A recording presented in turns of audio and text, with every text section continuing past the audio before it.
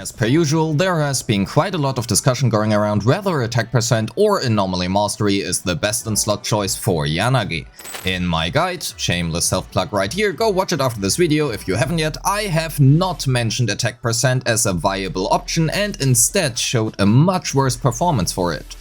Has that been a mistake? Well, yes and no.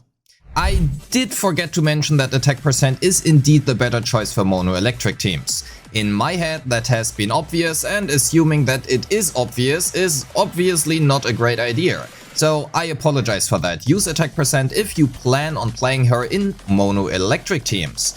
However, when looking at disorder teams, I do not think that attack percent is a competitive option. At least if you know how to play her. So let's look at it.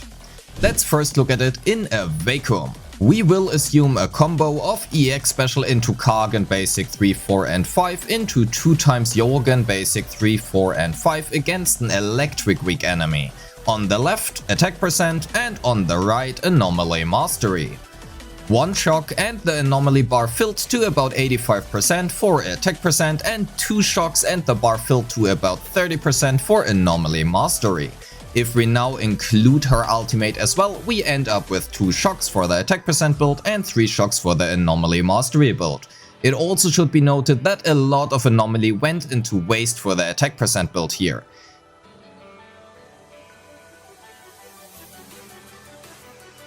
Since we will usually have more than one combo, that means 3.7 shocks for attack percent and 4.6 shocks for Anomaly Mastery.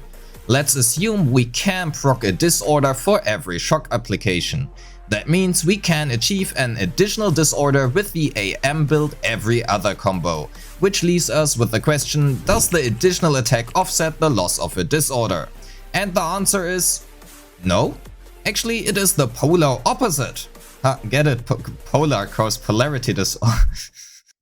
Well, because we now need much longer to apply the anomaly in the first place, the damage will actually be lower if we look at it in a vacuum.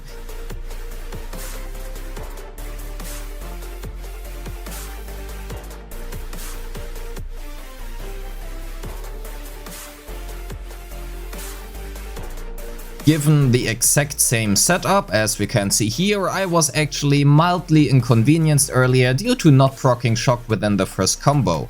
However, if you would run an attack percent build, that is not how you should play her. Instead, you should play her like this. Build up Electric Anomaly before it procs, apply Burness's Burn, then go back to Yanagi to proc the Anomaly. Which, to be fair, is not necessarily realistic, because there is, at least due to my knowledge, no electric and fire weak enemy, which means Burness cannot simply proc a burn within one rotation against a non-fire weak enemy. But regardless, let's assume this does come in the future and we get an enemy who is weak to electric and fire. That leaves us with the following data: 345k for attack percent, 285k for Anomaly Mastery per disorder. And even though this is obviously very simplified due to how volatile the game in itself is, let's multiply this by the number of shocks for each. 345 times 3 makes 1.035 million damage, and 285 times 4 makes 1.14 million damage. So again, in a vacuum, Anomaly Mastery comes out ahead. And that leaves us with the last question: can we actually trigger all required disorders?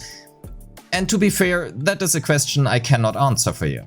Not because it isn't mathematically achievable or it cannot be tested.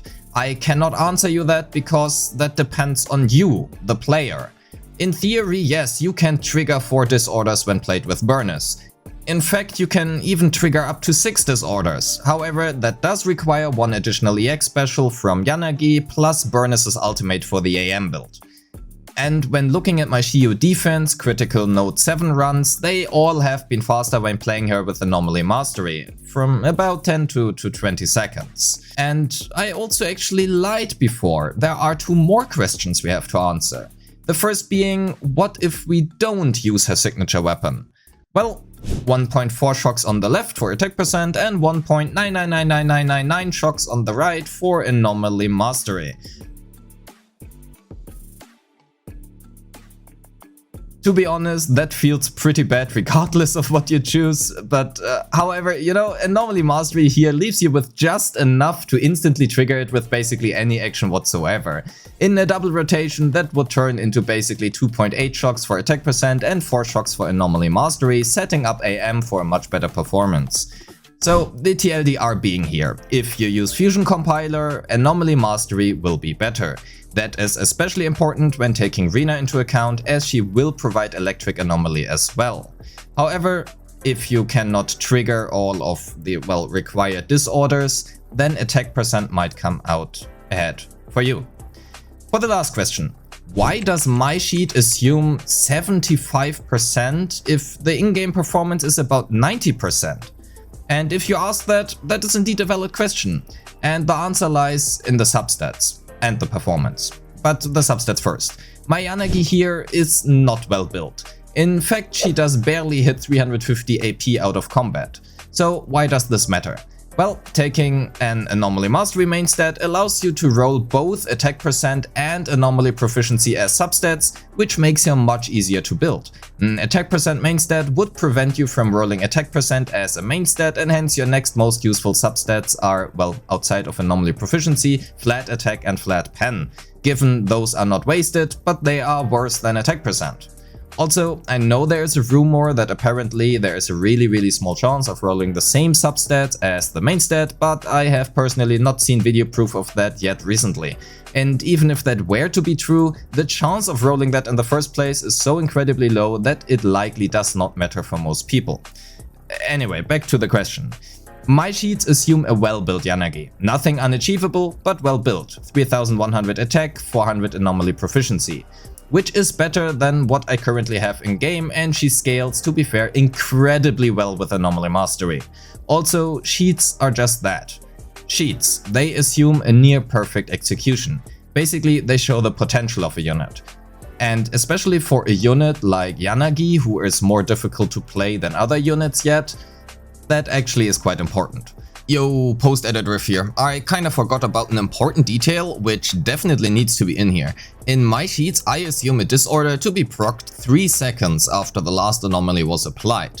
This is gameplay-wise more realistic over the course of a fight, and in this clip here, we proc the disorder nearly instantly, which obviously massively increases the damage dealt, as we have seen before. So yeah, that's actually it. Back to pre-edit riff. So what are the takeaways? Well, first of all, you should subscribe.